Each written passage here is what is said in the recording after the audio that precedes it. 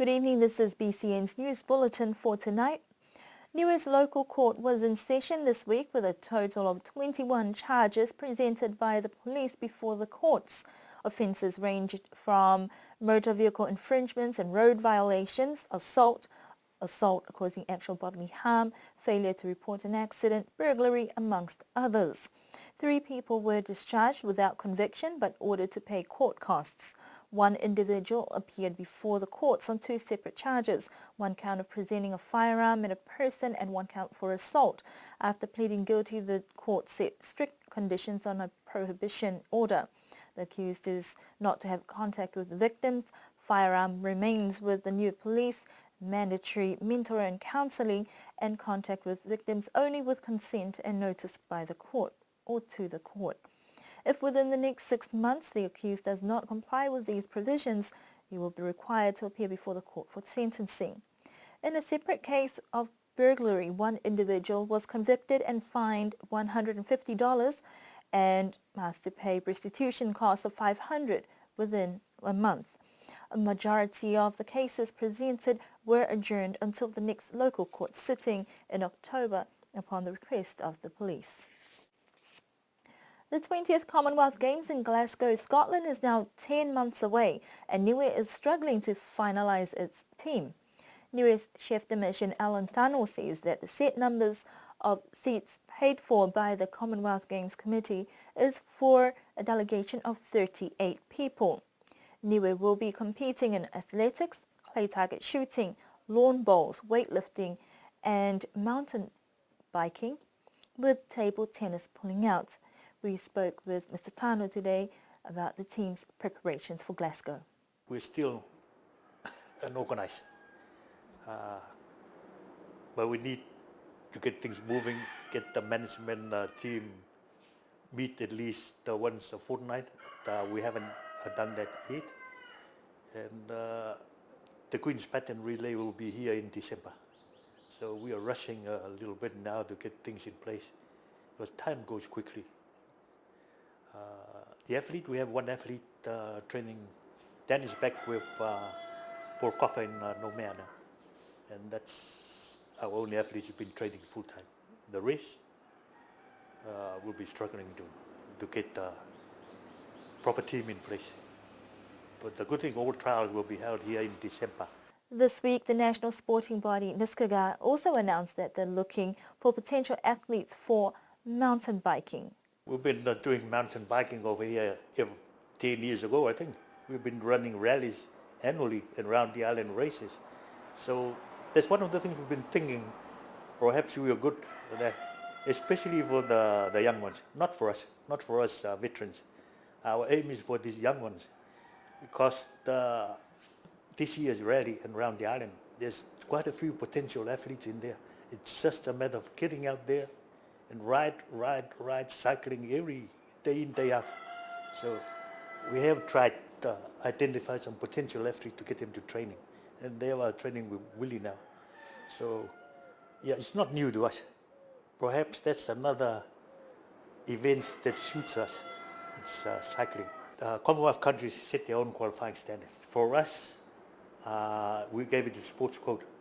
You can remember New Zealand, their qualifying standard is very high. It's very hard to get into New Zealand, especially the Commonwealth Olympic Games, because their standard is high. But for other Pacific Islands, they set their own standards. For Olympic Games, it was set by the Olympic. So it's very hard. The only way for Pacific Island to qualify is by wildcard. The issue come up during our General Assembly this year in Glasgow. For the Commonwealth Games to be sustainable, they have to have a qualifying standard. And the uproar from a small island like us, that will rule us out. So things stay as status quo at the moment. Up to a country to set their own qualifying standard. Despite being slightly behind schedule, Alan is confident Niue will have athletes and management finalised before the arrival of the Queen's Baton in December. Qualifying trials for the national team will also be held on island in December.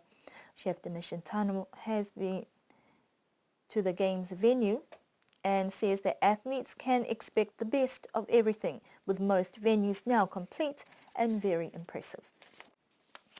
The hype is now building up as Niue prepares to welcome the New Zealand Governor-General to our shores. Lieutenant General Honourable Sir Jerry Mataparai is the personal representative of the New Zealand Head of State, the Queen, and is expected to arrive for the 39th Niue Constitution celebrations next month. That will be his first official visit to Niue. He is New Zealand's 20th Governor-General and only the second Maori person to hold this prestigious title.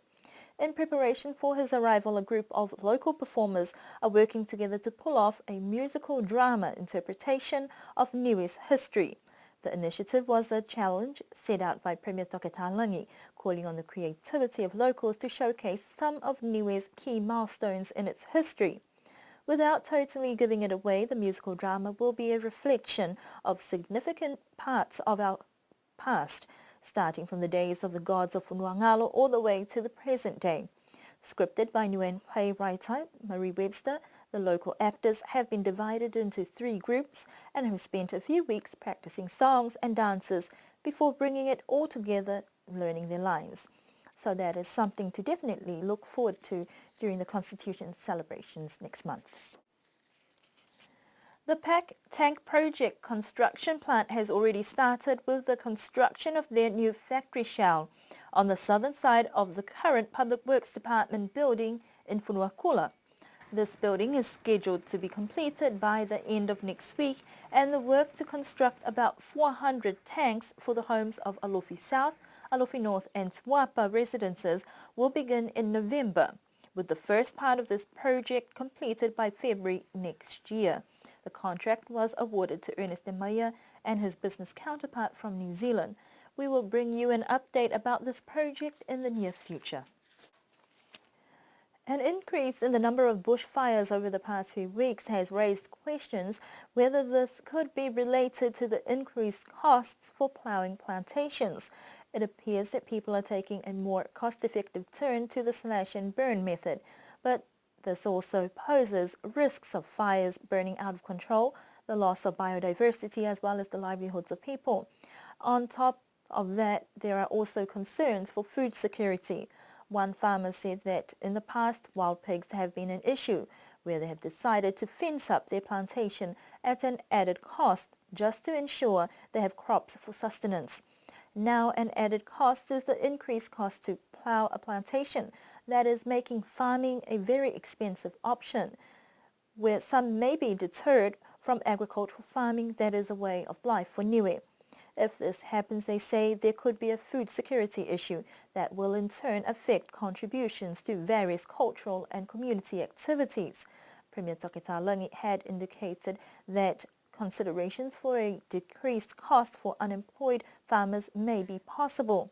But farmers believe that there should be a fair system across the board and that costs should be decreased to ensure the sustainability of agriculture on the island.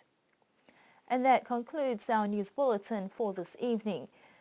Do join us again for our next news bulletin next week, but don't forget to check out the Alofi North Show Day that will be held at the Niue High School grounds this coming Saturday.